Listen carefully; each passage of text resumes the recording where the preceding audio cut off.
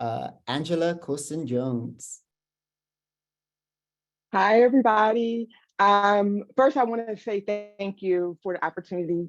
Thank you to all the giants that gave birth to FRAC, because without FRAC, I would not have raised my hand to be a volunteer leader within DSP. I think FRAC is the fresh air that DSP didn't even know they needed.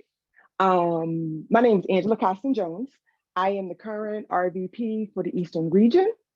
I was initiated in 1992 at Penn State Barron, Mupai chapter. I have been a district director and worked on a few different national committees and work groups with the fraternity. I am currently employed at the U.S. Probation Office as a procurement specialist for the Eastern District of Pennsylvania. U.S. Probation is an agency that sits within the federal government underneath the U.S. district courts, just in case you didn't know. I also volunteer on a board with Penn State called Be Black, and that is the Black Leadership Alumni Coalition. In my free time, I am a wife of 21 plus years to my wonderful high school sweetheart, Reginald, and I have two beautifully wonderful, strong princesses, Aaliyah, who is 18, and Janae, who is 15. And I just want to say again, thank you for the opportunity. Thanks, Angela. Angela, what is your favorite animal? Anything furry, not anything furry. Let me take that back. I would say, probably a cat, any breed, and maybe a dog. Corgis are my favorite. I wanted the superhero question, but that's okay. I'll take the animal question. Thanks, Angela. Next, we have my district director, the one and only Tiffany Contreras. Josh, don't be trying to butter me up. I see you. I see what you're doing. Hey, everybody. My name's Tiffany. As you heard, I'm the district director for the Zeta Nu chapter down in Kingsville, Texas. I'm also currently the community service chair for the South Central. I just saw Vito's message in the chat, you guys. For the South Central Province, Cody Jr. will be making his appearance. He is currently getting dressed. I'm not going to allow him on camera without clothes because that is inappropriate. Yeah, I'm currently a project manager for Ernst & Young, and I've been there for about 2 years now. Been a brother since 2017, and I'm super excited to be on this panel and getting to talk to a whole bunch of interesting brothers and meet some new people.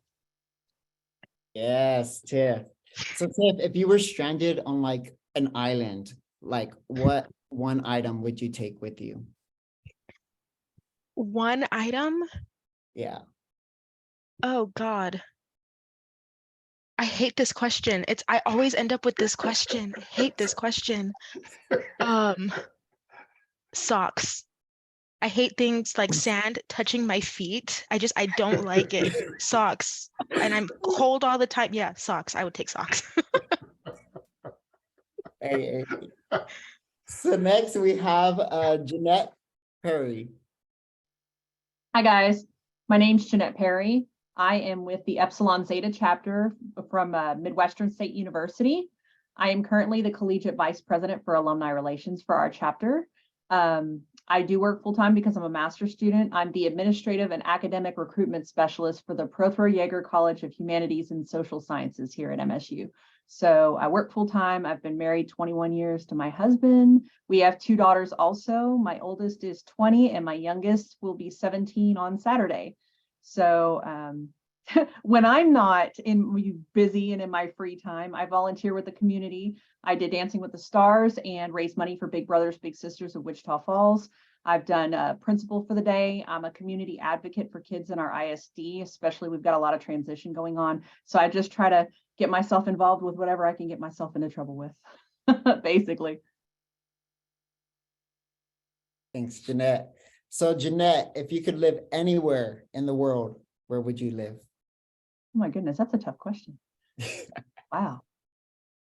I don't know, if I could like bucket list go anywhere, it would probably be like a private island where everybody like served me hand and foot and I didn't have to do anything. That would be nice.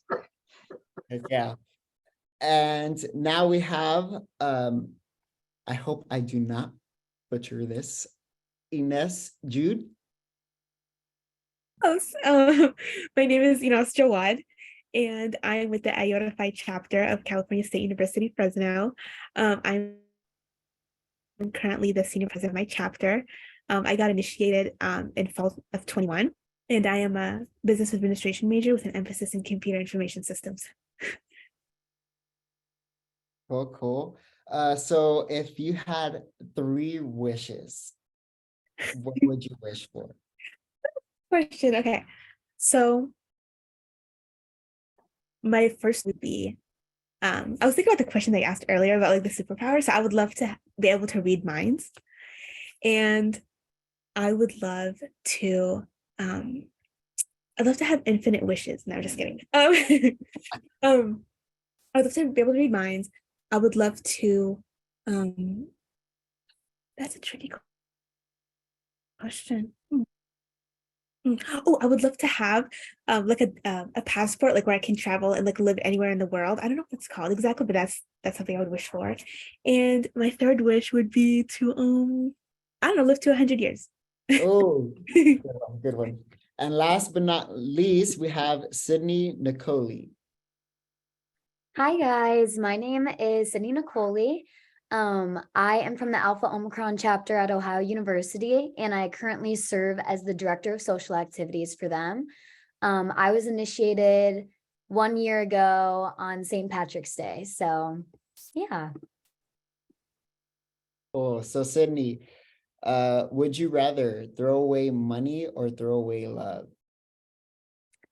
I'm gonna have to go money on this one because me and my boyfriend both are in DSP and we've been together for like 4 years. So Dang. yeah. Cool, cool. So guys, help me give a virtual round of applause to our panelists that will be with us this afternoon. At this time, I'm going to pass it over to Katrina Murray to speak on a brief history of the fraternity going co-ed. She'll be talking about Title IX, the votes at GCC, emergency powers, the GCC vote to ratify the emergency powers. Katrina, the floor is yours. Thank you so much. I appreciate it. So just to give everybody an idea of what kind of situation the fraternity was in and people were in and what was going on in the US at the time. So I'm going to give you a little history lesson here.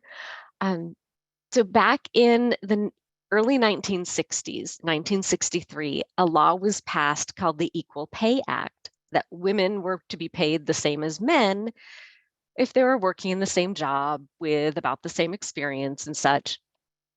It wasn't necessarily enforced, but the world was trying. There were people who were trying, but that came about because there were so many more women in the workforce and their roles were growing and there were more women who weren't necessarily marrying young or staying in the home.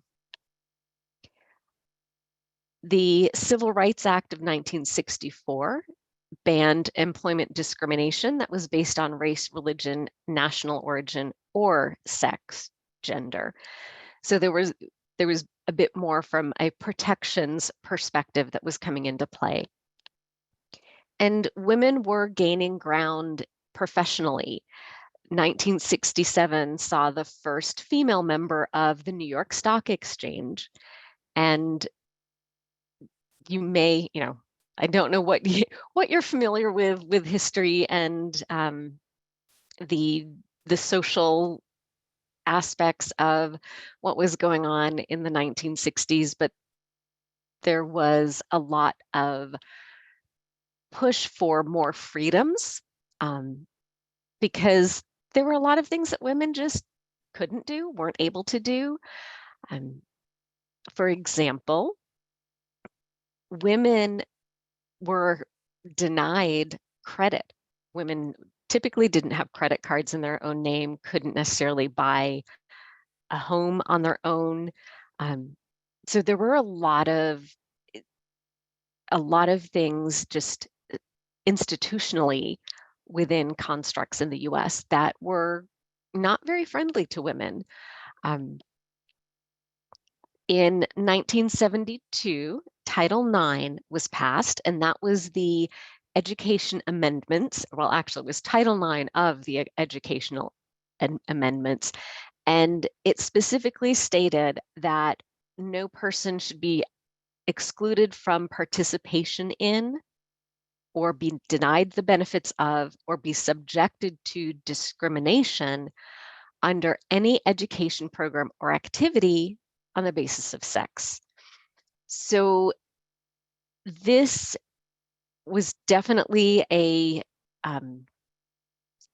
big impact to educational institutions throughout the US, especially colleges and universities. The law was primarily focused on any institution or programs that would receive financial assistance. So any financial funding, or federal funding. So colleges and universities that had any type of federal funding were opening their eyes and realizing, okay, we've got to be including women and not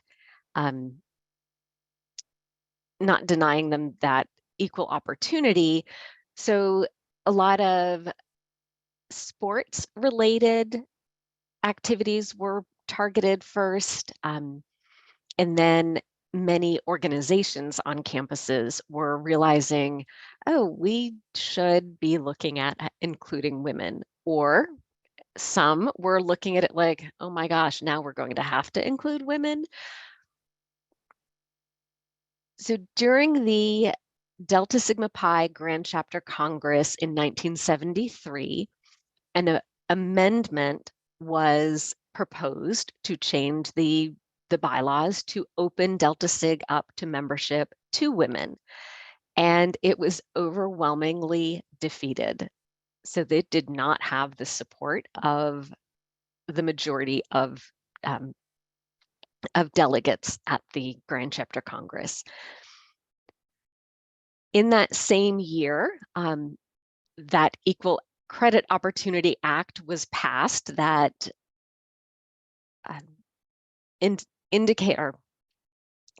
that did not allow any more discrimination against women for credit.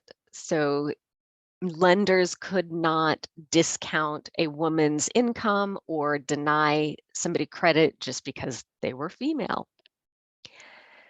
So that all was going on. There were more women speaking up, speaking out at college campuses. And as time went on, there were some individuals who were interested in opening up Delta Sigma Pi to initiating women. So in 1975, at the 30th Grand Chapter Congress, another proposal was on the floor to include a change to the fraternity's bylaws to allow women to be members and to initiate women. That was not approved. However, the realization that this law that was Title IX and the activities that were taking place around the country related to Title IX, and there were lawsuits and many college campuses and the different organizations on college campuses that were being affected. So the delegates recognized that, yes, there could be some legal challenges to Delta Sigma Pi, and it could put the fraternity at risk. So the delegates approved granting the board of directors what's called emergency powers, so that the board of directors could address any potential legal challenges and could use those emergency powers to do what was needed for the fraternity to survive and prosper.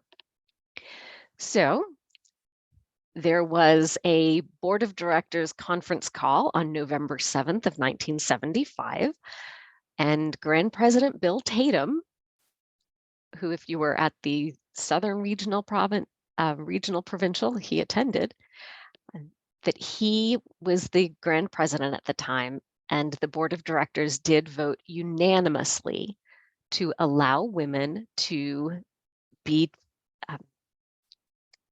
initiated into the fraternity. So that fall, we had our first women who were initiated. And that was going to stand for the next year, nearly 2 years. The emergency powers were going to be in place until the next Grand Chapter Congress in 1977. So from there were women who were initiated in chapters across the country. Even in early 1977, one of our past Grand Presidents, his daughter was initiated into the fraternity in Georgia, and she was the first female legacy, I guess you would say. So Bob Busey and his daughter were the first father-daughter brothers of the fraternity, which is kind of cool. And then in the summer of 1977, during Grand Chapter Congress, the Grand Chapter did approve allowing women to be involved with the fraternity, and officially the fraternity became co-ed. And then it was interesting to me to find out that in 1979, the National Collegian of the Year, the person who was nominated by her chapter members and won at the regional level and the provincial level to become the National Collegian of the Year. Her name is Teresa Drew. And yes, she was the first female Collegian of the Year. And that was just a few years after women were first initiated into the fraternity. So it just gives you a little bit of background and context if you know what was going on in the world at the time. Dang, crazy. Thank you. It's amazing how how our history is, and as well as see how Delta Sigma Pi has advanced throughout time. Mm-hmm. Absolutely.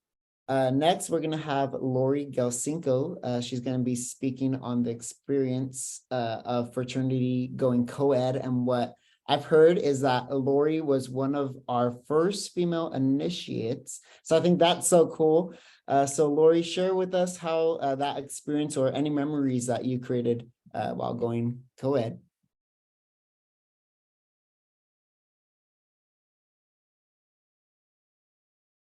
There we go. Thank you. I wasn't able to before. Deja vu of Paul. Thank you so much, Joshua. Good evening, everyone. One of my greatest lifetime events was to pledge Delta Sigma Pi in spring of 1976. It was, to my understanding, that was our first pledge classes that included females, because by November, there weren't any pledge classes starting in the fall. And so it was the spring of 76, from what I've always been told. And then I was initiated into our brotherhood April 23rd, 1976, as initiate number 753 of the Gamma Omega chapter at Arizona State University in Tempe. Now, my first memories of Delta Sigma Pi were about a year before I pledged. I was working in the comptroller's office on campus at Arizona State, and two of my student co-workers were Gamma Omega brothers. So I learned about the chapter's many professional and other projects, plus I attended an initiation banquet as a date before becoming a brother. So at that first banquet, I met more of the active collegiate brothers, plus prominent local alumni from the Phoenix Thunderbird Alumni Association, such as Buzz Sutton, Bill Leonard, and Bill Wilson. You may have heard their names. The founder's room at the central office was named after C. Irwin, Buzz Sutton, and his wife, brother Stoney Sutton. And Bill Leonard was a parliamentarian at GCC for a number of years. So each of the three served 4 years as the regional director for our Intermountain region. Back then was so large, it was later split into 2 regions. Now, Buzz, Bill, and Bill were extremely supportive of our fraternity. And for decades, they provided to me and others examples of how to serve our brotherhood. I remember at the time being both impressed and intrigued that so many successful businessmen would attend chapter events, plus offer assistance or advice. And little did I know that within a few years, they would become part of my professional network. Plus, I would have the honor of having them remain 3 of my best fraternity friends and mentors for decades. So later, when Gamma Omega started recruiting females in the spring of '76, I just naturally pledged. Had no idea the fraternity would change my life by inspiring huge professional and career growth. So my pledge class then had 26 pledges, half were female. Our vice president for pledge education, or pledge mom, we called him back then, was Ralph Benson. He was an excellent leader. He taught us well, and he guided us through the strict criteria for our 12-week pledge program. For decades, our Gamma Omega pledge meetings started at 6 a.m. because they had learned that there were few excuses at that time of the day for not attending. And then our meetings could be over by 7 a.m. start time for early college classes. I am definitely not a morning person, but I was always there. So we all had a great time in the pledge class, bonding, planning, and implementing our many required pledge projects. Like I stressed earlier, it was 12 weeks back then. So after we finished our pledge class and had the initiation and considered a successful pledge class with women, the next semester we all helped man the recruitment tables, plus speak in our classes to recruit more women, plus of course men, to the fall of 1976 pledge class. We had about 150 prospective pledges sign up to attend the recruitment week events. We were just overwhelmed. About 120 made it through the week. So needless to say, it resulted in a long meeting to vote on who to invite as pledges.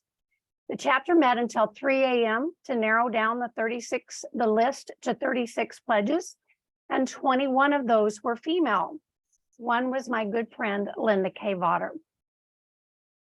So the male brothers, in my recollection, they always treated us with respect and kindness, just like you would have from a big brother.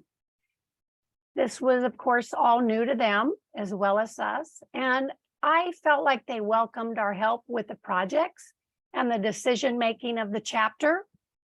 They really enjoyed having more hands to pitch in and get things done. Now, the ASU, Arizona State College of Business, at that time was about a quarter female back in the mid-70s. So it was great to have plenty of male brothers help us with the experience of working together on projects.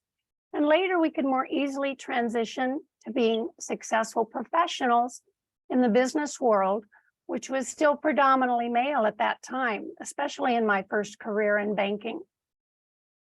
So Gamma Omega sets high standards.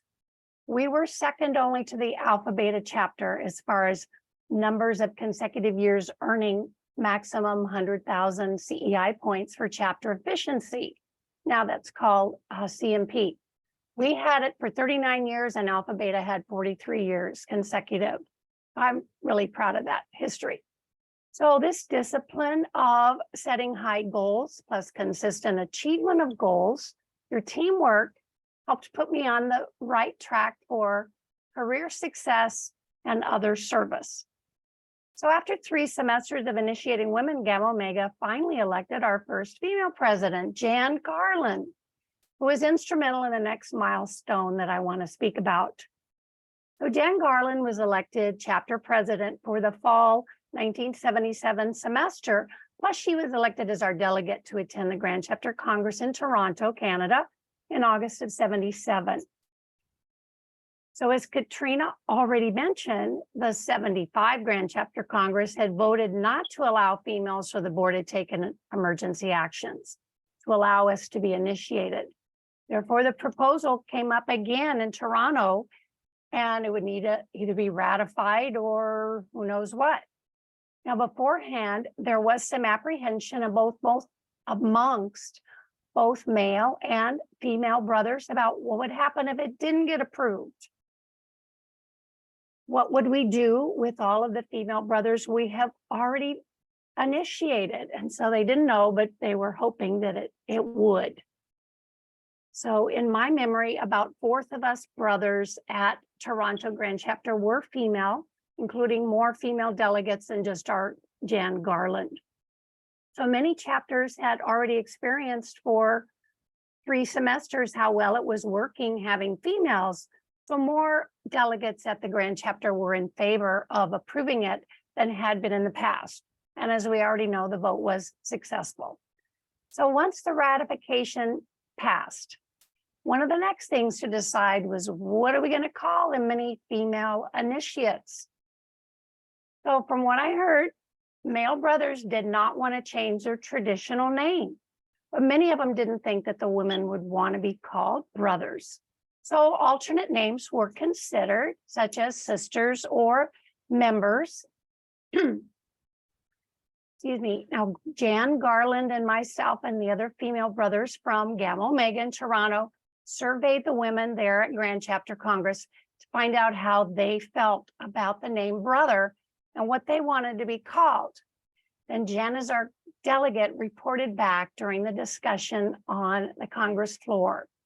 She gave an awesome, emotional speech saying something to the effect of, we, the women of Delta Sigma Pi at this Grand Chapter Congress, do not want to change the fraternity tradition that has been in place since 1907.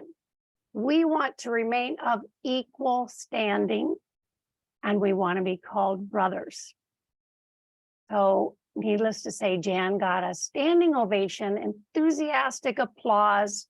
The vote passed, and I'm very happy to say we've been called brothers ever since. I wouldn't want to change it.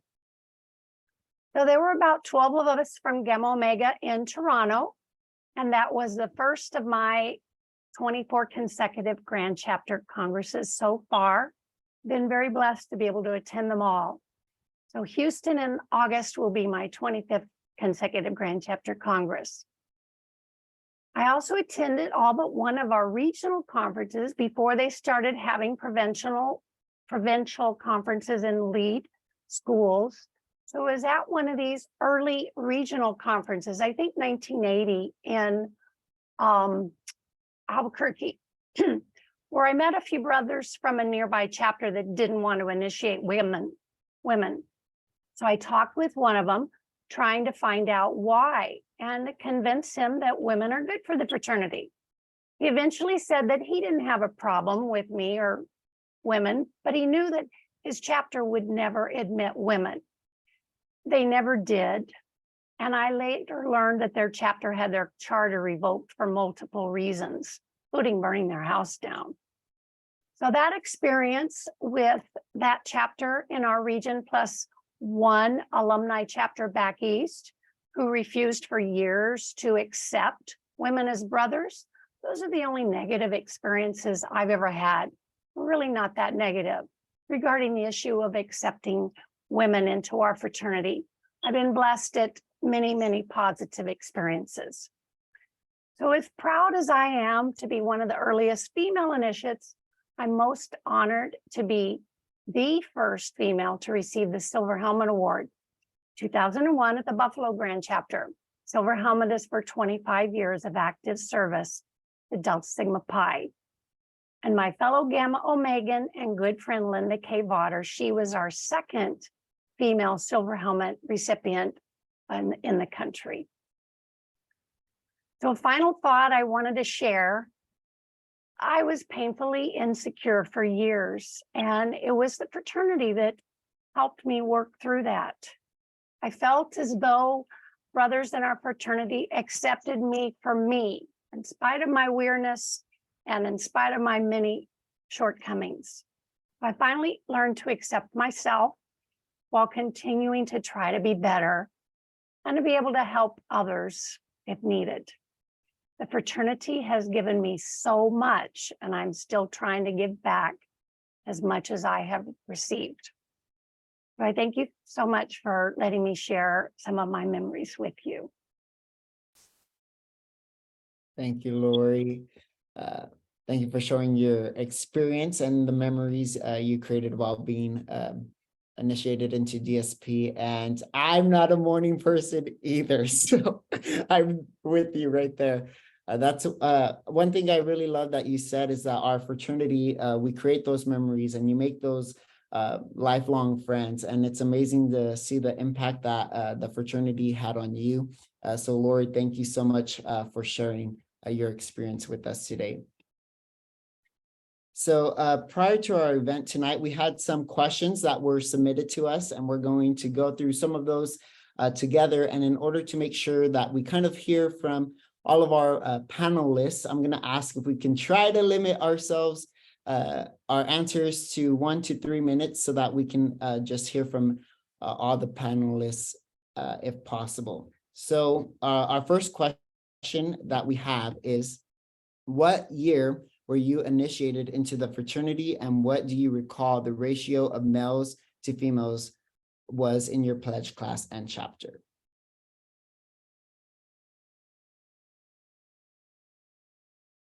So we can start with Angela.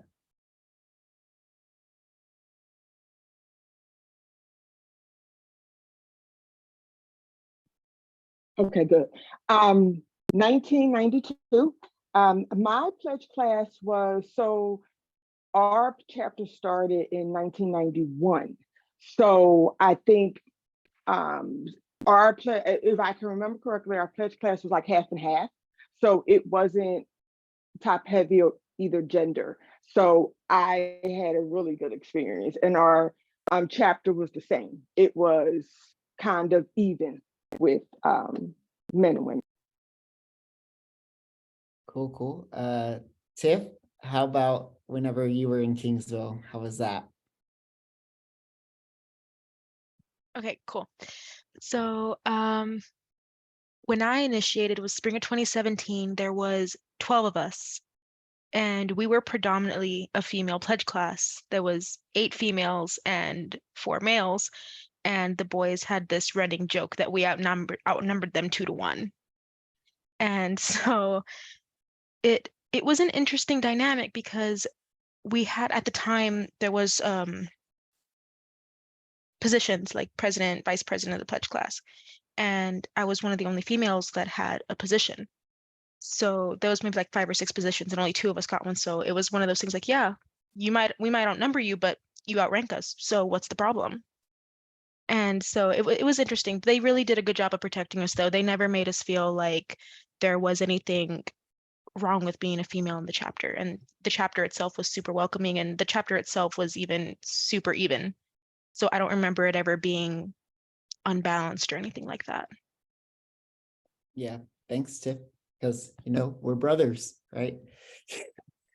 Jeanette Perry, how about you? Hi, I initiated March 4th of 2022. So I just celebrated a year this month. Our chapter, our pledge class was 11. So a lot like Tiffany, we had 3 guys and, oh, you can't hardly see that, but we had 3 guys and 8 females. So we were very female dominant in our pledge class.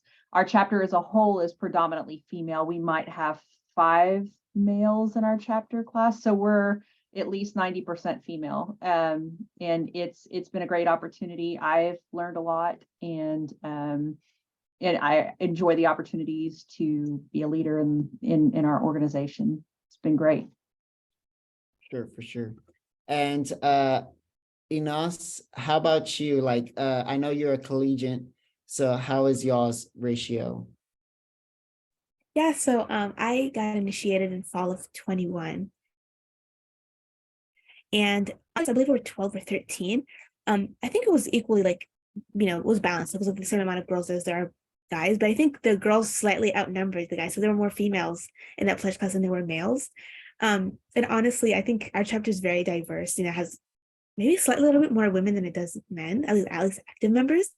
And when I, and I all that out, most of the committee, the president and many of the officers were women. So I didn't really at all feel like this was like a male dominant organization. Women were officers, and they're well represented. So I love that about my chapter. Sydney? So as I mentioned previously, I was initiated last St. Patrick's Day. So that was really exciting. And our pledge class consisted of 13 of us, including myself, and there were 6 boys, 7 girls.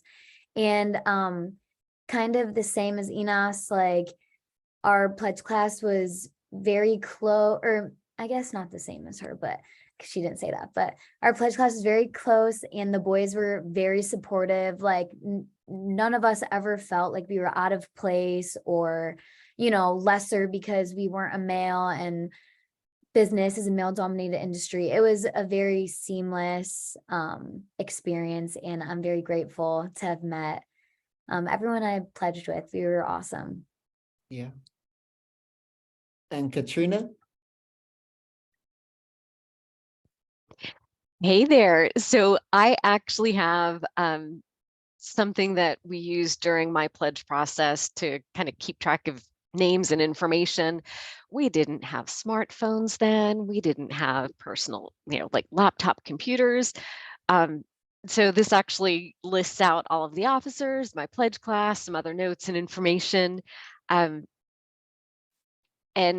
of the chapter officers, when I was first pledging, there were 4 women who were officers in the chapter. The chapter president was female. And I put into chat already. I sat here and counted because I could not remember, but there were 16 of us in the pledge class, 9 of us female. And it's interesting because I was in my chapter for a little while. I decided to stick around and I liked learning. I still like learning. I picked up 2 minors. So in addition to my degree in human resources management, I was doing other stuff. And I saw the chapter grow and change. And at one point, there was a semester, we had a male president. All of the other officers were female. And I just remembered that now. And it's kind of funny to see. But yes, in the time that I was in the chapter, which was from spring of 1990 until spring of 93, I graduated. And so I saw the dynamics changing, but we were always collaborative and respectful. And it wasn't a big deal that some of us were male and some of us were female. We knew that we had common goals and we were all in the fraternity for our personal and professional development. And we were there to help each other out and grow together and flourish. So it was nice. Cool. Inas, this next question is for Inas and Sydney. So when you first came to know that you would be called brother instead of sister, what were your thoughts around that?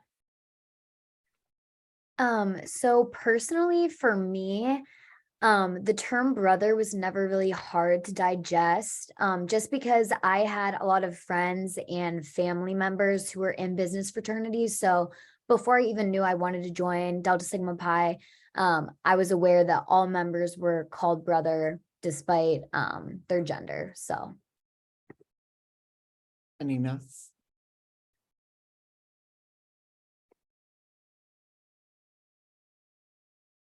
Okay. So unlike Sydney, I didn't really have too much experience. I don't know that much about business fraternities. So when I first like heard some of the brothers refer to each other as like brother and refer to like females as brother, I thought like I misheard. I thought maybe I was like, eh. So I wanted like, it was kind of like, I would wait until, I'd wait for a brother to address a female as brother to make sure I heard that right. It was just nothing, wasn't something I'd ever heard before. But once I learned, I don't mind. I think it's, I kind of what Lori said. I think it's beautiful that we all get to be called brother, that we're all exactly the same in the chapter, and we're, I think it's great. I think our chapter was founded to and we refer to each other as brother, and I think it's a beautiful tradition that we should uphold. So yeah. Yeah, agreed. So this next question is for Tiffany and Jeanette. So does being called a brother bother you, or has it ever bothered? Oh yeah. So does being called a brother, has it ever bothered you?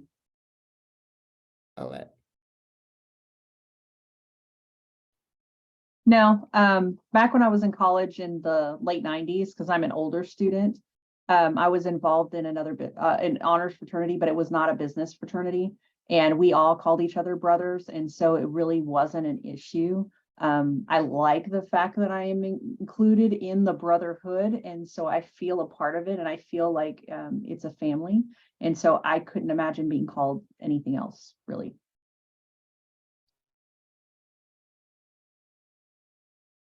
I remember the first time that I heard we were going to be called brothers. I was talking to one of the guys in the fraternity. He was the SVP at the time. And he said, "Do you want to be my brother?" And I was like, "Do I want to be your what?" And he goes, "Do you want to be my brother?" I was like, "Sure, why not? Let's go for it." And so that's kind of how he got me into it, was he kind of used it as like the shock value, like an old marketing tactic. So I was like, okay, that works. But it wasn't really hard to digest. It wasn't one of those things that I really put much thought into. It felt like an equalizer. It felt like a powerful word. I hate to say things like masculine and feminine, but it's like a masculine word. So it makes you feel empowered. It makes you feel like you have some kind of authority, and it feels good. It doesn't feel like I'm being put on any other level besides who's right next to me. Makes you feel like there's somebody next to you, there's someone to support you. It's just one of those words that it means a lot to me, and I think it means a lot to a lot of the women that are here on this panel today. Yeah, for sure. This next question is for Angela and Katrina. So in your opinion, what do you think the founders or gig wright would think of the fraternity being co-ed? And I'll let Angela. So when I saw this question, I had to think about it, right? And I didn't want it to be a men versus women type of answer, right? So I think that I don't think gig or any of the founders, in my opinion, would be surprised, right? Because especially gig, he kind of put building blocks or foundation for us for the fraternity. And I think the building blocks or the foundation that we were built on is why we're still here today, right? And I think I think also his desire and his love for the fraternity is what allowed him to think outside the box, right? And I think that's what we all do, and we all do very well.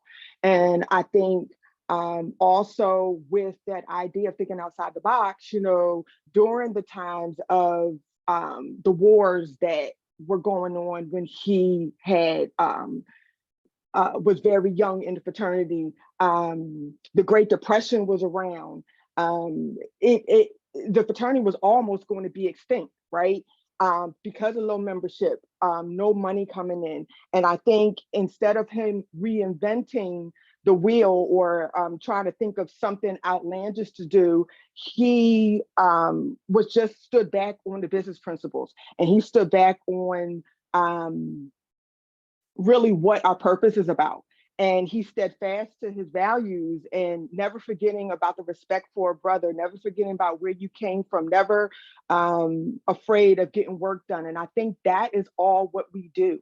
And I think just the strength in numbers, and the world is not all men, right? So I think just being able to have an organization or a fraternity that's made up of what the world is, being very diverse, with depending on where you are in the country, depending on the different religions, that we all come together, that we're able to do this together. I think that is what's important, and that is what I think they would kind of envision of us for greatness in the future. Love that. And Katrina, your thoughts? Yeah, so mine are fairly similar.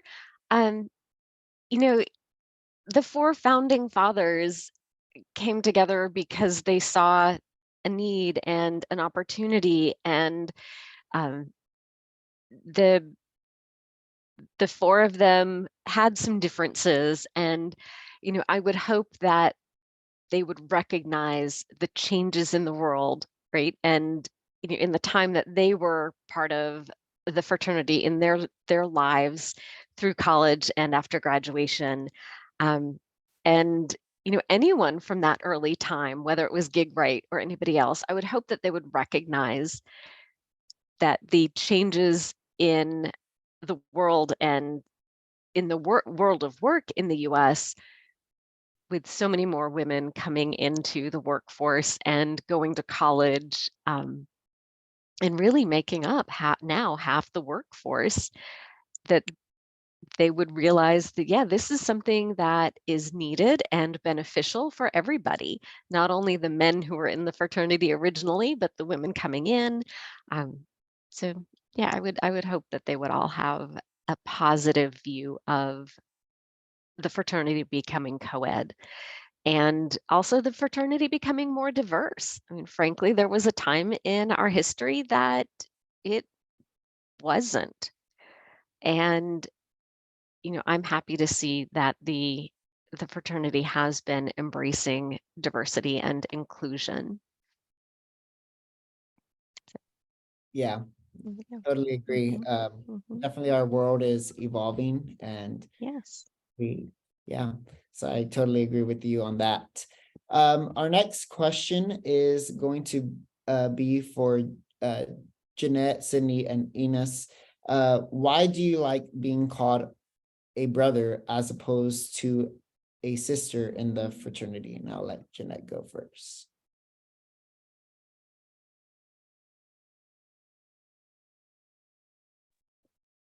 Oh, I wrote some thoughts down because I wanted to try to keep myself organized, maybe. There, again, I mentioned this before, there's a sense of family in being part of the brotherhood. Regardless of how we see ourselves and view the world, we're all accepted here. In that spirit, I really couldn't imagine being called something else other than brother. In my mind, another term just really doesn't make sense to me. Yeah, and Sydney, your thoughts?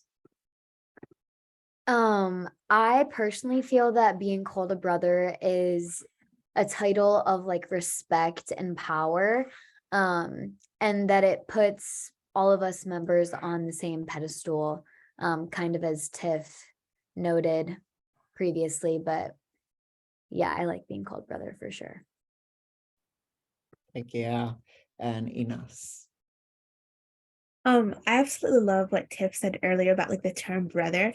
I mean, it is what it is, but like the term brother, it being like kind of a masculine term, it kind of relates to like power and strength and respect, and being called a brother, it really makes you kind of, it gives me that feeling, I get to feel like I'm powerful and I'm strong and I'm, I guess like, dominating. And I too, like if, females were to be called sister as opposed to brother, like everybody else, it would make you feel like a little bit marginalized, especially, I'm assuming, before when the majority were males and not females, it would make you feel like maybe you're less than, or you're not a full brother that has the, the same standing within the chapter. So I really love being called a brother personally. Yes, I love that. So now we have a question for Angela, Tiff, and Katrina. What advice do you have for female brothers in mostly male chapters, or males in mostly male chapters. So I'll pass the floor to Angela to answer that question first. I think,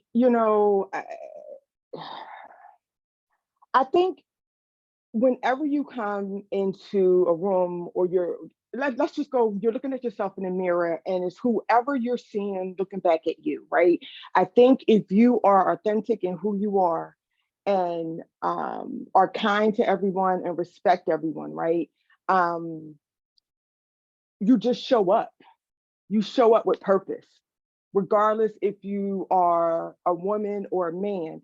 And there have been brothers that have been women that are in an all male environment or in an all women environment. I mean, we get it at work, we get it, it could be church, it could be wherever. And I think it's how you show up. That's what's important, and that's what you take with you, and that's what holds your consistency, and you're able to show that respect, so that way you are respected. Yeah, I think it's just being authentic and being who you are. Yeah, for sure. For my collegiates out there, get y'all's notepads, write that. Show up, number one. Tiff, your thoughts. You had to do that to me before I talked, Josh. I love your character. Honestly, listening. If you're talking, you're not learning. If you are the smartest person in the room, you're in the wrong room. There is always something that you can learn from anybody. It doesn't matter who they are. My biggest theory is you treat the janitor with the exact same respect and courtesy that you treat the CEO. If you are going through life thinking that you've got it all down, I hate to tell you this, man, you don't. There's someone that's gonna come up behind you and take what you want because you're being a little ignorant. You gotta keep an open mind, and you gotta remember that you can lean on other people. It's okay to be there for somebody else, and it's okay to understand that people go through things sometimes, and you can learn from that. You just gotta be open to it. Dude, look at our panelists all spitting fire out here. And and Katrina? Yeah, so your question was, what would our advice be to a woman in a predominantly male chapter or men in a predominantly male chapter? And I look at it this way. Yeah, your numbers might be small, but we are mighty. Reminds me of a song from, let's see, it was released in 71, became very popular in 72. It was sung by Helen Reddy, and there's a line in it, "I am woman, hear me roar." So that actually, because of Women's History, International Women's Day earlier this month, that was brought up in a discussion at work, and I've been thinking about it since. And in this environment as well, right? At collegiate chapters, the demographics are changing all the time. Every semester, you have new people joining and people who are graduating. So there are new initiates and then brothers graduating or leaving school or going off to do something else. So the demographics are going to change constantly. And my advice is that, it's kind of the reality of work too. You don't know the makeup of the workplace that you're going to end up in. And you have to realize that you're going to potentially be walking into a different type of environment. So be mindful, be aware that, yes, there might be just a few members of or female members of the chapter now, but that could change. And you could be facing something completely different when you enter the workforce. And the former consultant in me, so I was an education and leadership consultant for 2 years back in the mid 90s, from 1994 until 1996. And our recommendation to chapters was always look at the demographics of your business school or the programs that your chapter is able to pull from. And if the demographics show that, hey, there are 50% women and 50% men enrolled, then, well, why isn't your chapter half female and half male? What's going on? So, just another thought. I love that. Mm-hmm. Yep. So for all of our panelists, this is just a question for all of y'all. I'll start with Janet first. What do you think are the positives of having women and men in our organization or any Greek life organization in today's day and age? Well, I mean, I'll keep it short, but one of the things I can think of off the top of my head is we all bring different perspectives. So if there's a project or an issue that we're trying to solve, both genders, both women and men have different ways of attacking a problem and looking at it. So you get different viewpoints, and it helps to give you more ways to solve the problem or work on the project. I think that having both is important because of that. You just get more ways to look at things. Sydney?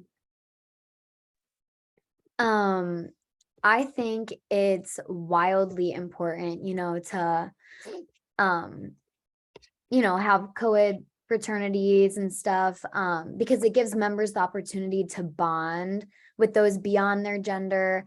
And it sets you up really to develop a well-rounded version of yourself in regard to the workplace, as we obviously can't choose the demographics of our industry or who our coworkers are. So just gives you that experience of working with other genders and yeah. Yeah. Inas?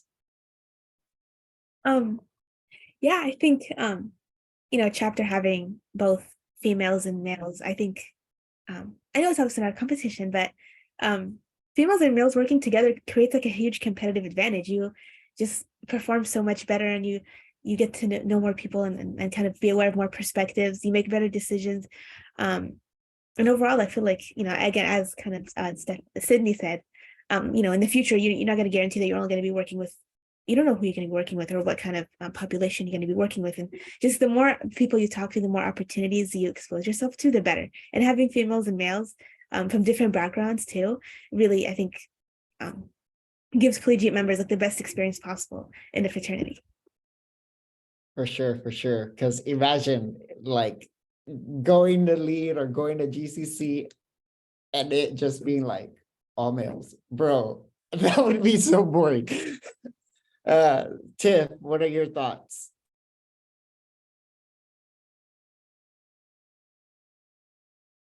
So I agree with everything that's been said so far. And because Vito reminded me, Cody Jr. has input. This is Cody Jr., guys. It wasn't like an actual little person that was inappropriate. This is our FRAC mascot. He loves everybody. He doesn't care if you're male or female. He thinks that we are all important and special in our own special way. So he's going to hang out with me for a little while. But I really do think that it's important that we have inclusion and that we have diversity in our chapters, whether it be gender or race or sexuality or anything, because if you have all the same type of person, you're only going to see one solution. You're not going to have, any kind of creativity when it comes to problem solving. So running a chapter is a lot like running a business. You need all kinds of people to make it run, and you need all kinds of opinions to make it happen. So about to sound like a really old commercial that I saw for milk, I think it was, but teamwork makes the dream work. And I love that. So that's my 2 cents on that one. Yeah. Angela? Of course, ditto, ditto, ditto, ditto.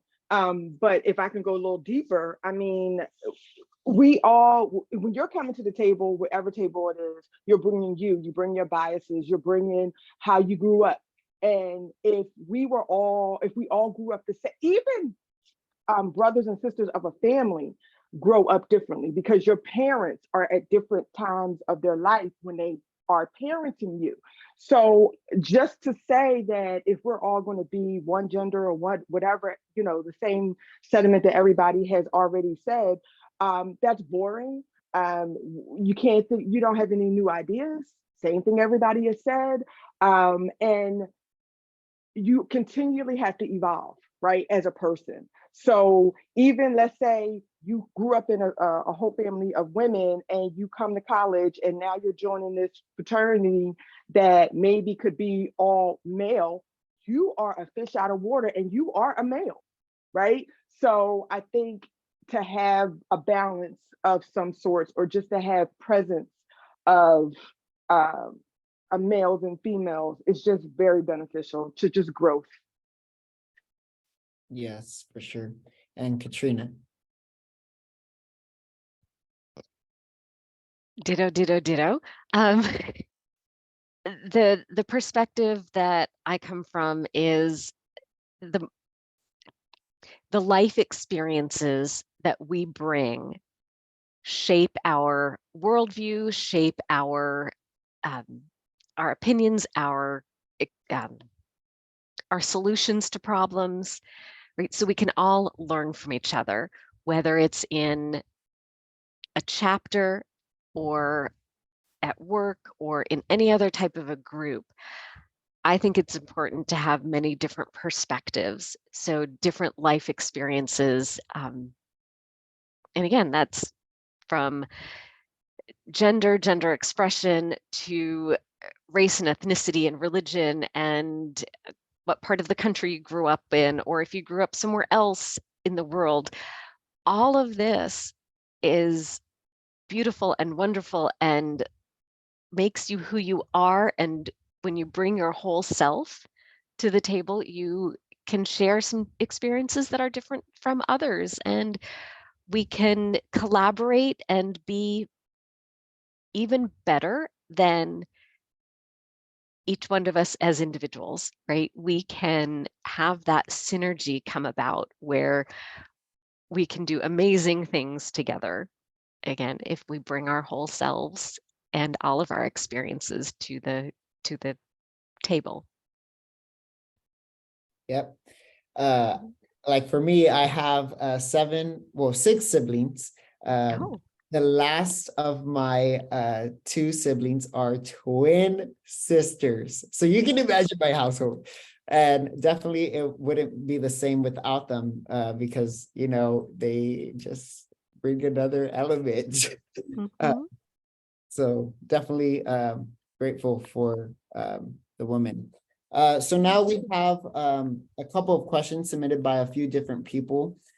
So I'm going to ask if only 2 panelists could answer these questions. So if y'all want, y'all could like raise y'all's hand, and whoever first raises their hand, I'll get that question to, well, you'll answer that question first. So the first question we have coming in is, do you see DSP going back to being single gender in the future? If so, which gender would you keep? So, I'm not on mute. I'm not on mute again. Yes. No, I cannot imagine any chapter saying, yeah, we just want to have men in the fraternity, or we just want to have women in the fraternity. No, it's not going to happen in this day and age. So there we go. Yep. Anyone else? Jeanette. That's what I was about to say. That ship has sailed Yeah. long time ago. That's not coming back. And why would anybody want to do that? Because again, diversity and inclusion of all different ideas is good. And just singling out for one gender, that's boring. Yep. And it wouldn't be legally allowed. Breach. So why, the next question is, why would changing it to where we use brother and sister titles instead of just the brother title be a bad thing? Tiff. Why create a division when there isn't a need for one? Ooh, that was a great response. Miss Angela? I mean, it's in our name, co-ed fraternity. I'm just saying, like, even if you don't even know what it means, like, Enos, when you pledged, you wasn't sure, right? I'm sure you did your research. I'm sure you asked your questions. So it's about knowledge, it's about education, right? It isn't just what our name itself, but if not, there's education out there to school you in case you need to know. Yep, love that. So for our collegiate brothers, what are your hopes for the future of the fraternity? Who wants to go first? Jen, I'll let you.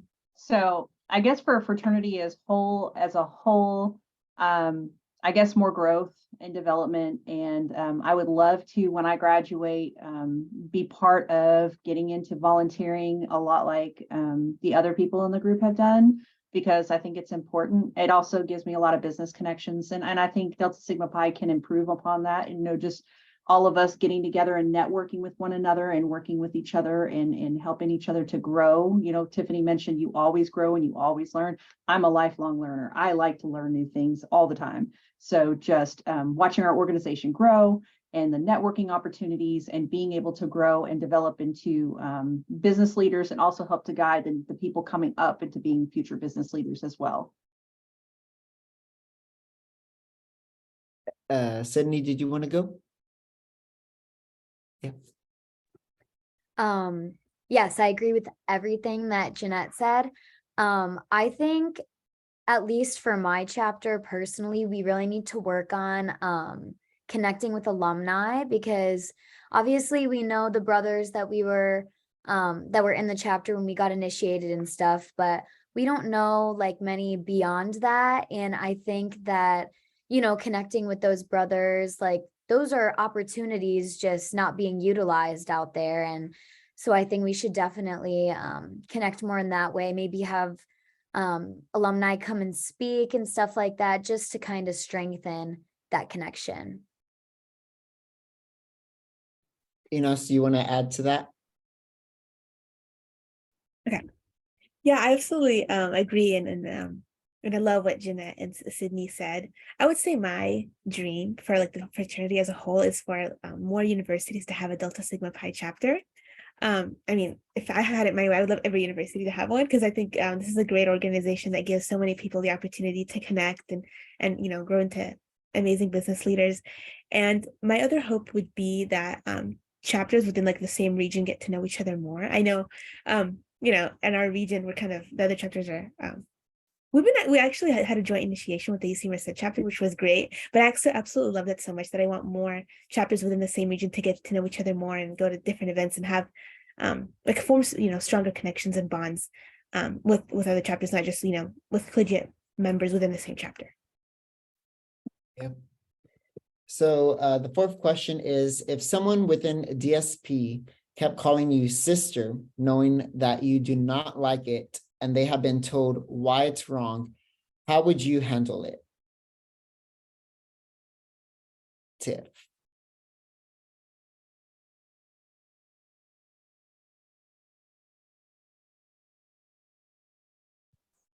I'm a little passive aggressive, but I like my answer because it rhymes. You wouldn't call a doctor Mr., so don't call me sister. It's a respect thing. That's what it comes down to. Respect my title that I have earned, just like everybody else. Yep, agreed. Miss Angela? And I'm going to ditto on that. And I am the Capricorn that I am. I'm going to say, and why are you calling me a sister when all of this information is telling you that I am a brother?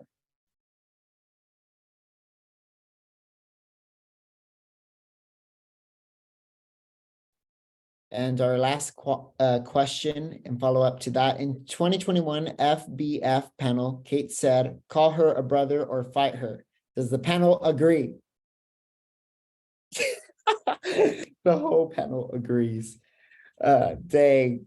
Well, thank y'all guys. If all of our Zoom people could put the clappy emoji for all of our panelists.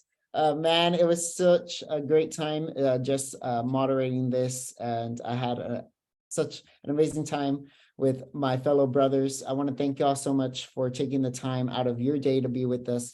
If it wasn't for women in our fraternity, guys, I probably wouldn't have never been a Delta Sig or even president of my chapter, because it was because of a brother that she reached out to me and recruited me. I was able to become a brother, and I was able to become now the president of Zeta Nu. So thank you, brothers. Thank you, panelists, for all the questions you've answered and that all the insight that you shared with us tonight. We greatly appreciate it. Let's give a round of applause to our panelists.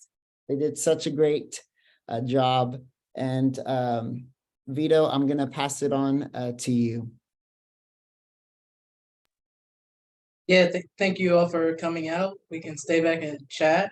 Just wait for the magic words to go.